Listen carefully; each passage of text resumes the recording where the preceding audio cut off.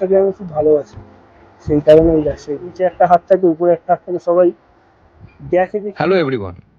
So today we are going to have a little chat with our head embroiderer Anisudda about how he started his embroidery journey.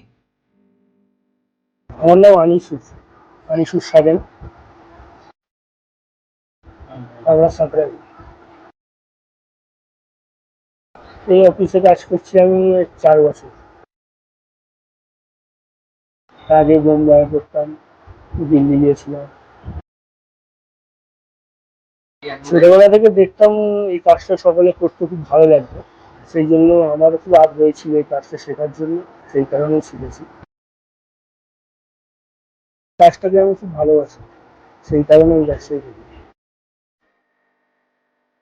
আমি শিখেছি, আমাদের ওখানে কাজ হতো, তো ওখানে বসে শিখতাম। আমি শিখতে শিখতে স্কুলে যেতে যেতেই শিখতে শিখতে আস্তে আস্তে মুম্বাই গিয়েছিলাম, ওখান থেকে একটু নলেজটা বাড়িয়ে তারপরে এসে এখানে মোটামুটি শিখে এখন শিখে।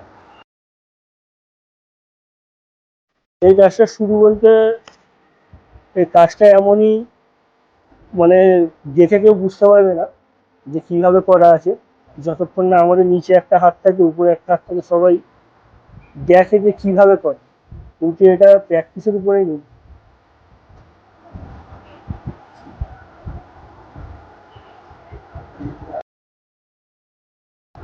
অনেক কিছুতে হয়, শার্ট হয়, শাড়ি হয়, ব্লাউজ পিস হয়, পাঞ্জাবি, অল অল অল ফ্যাশনের জরি কাজ।